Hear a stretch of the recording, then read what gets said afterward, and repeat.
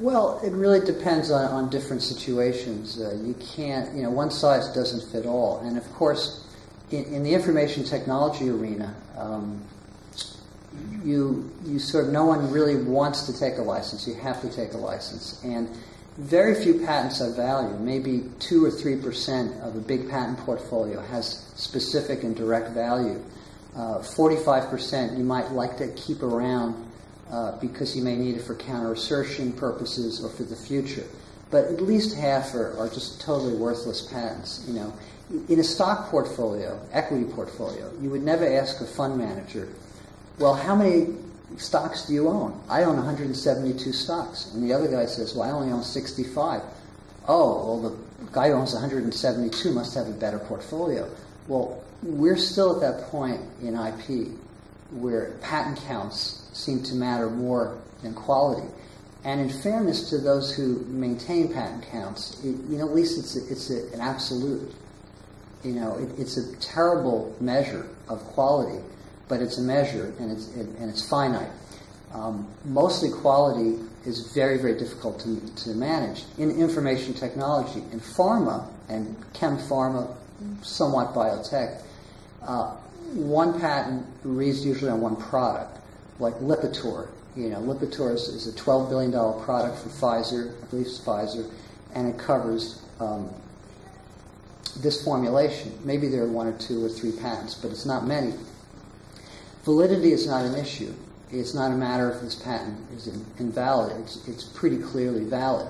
But in the information technology area, wireless and semiconductor software, there are a host of prior art issues and other kinds of issues. So it makes it very hard to manage. It's very elusive.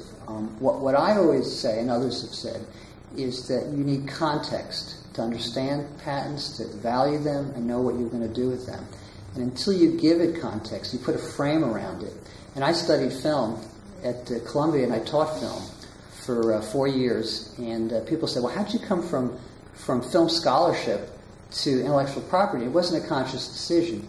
But there are a lot of things in common. And one area is there's no common vocabulary to discuss film. There's no common vocabulary to discuss IP. So you have to create a vocabulary. You create context. In film, 20, 30 years ago, semiology was very big. You created a Marxist perception or a Marxist context for valuing or understanding and evaluating and analyzing a film. You don't have to be a Marxist to do that. You may hate Marxism, but it gives you a very clear view of the world.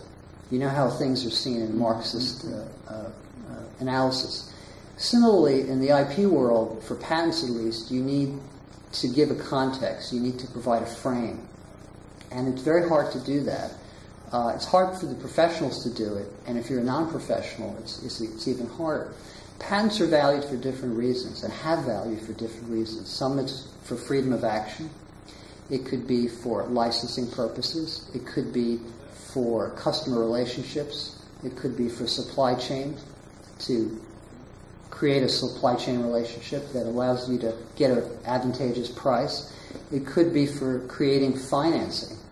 There are a whole host of different reasons to use and exploit IP.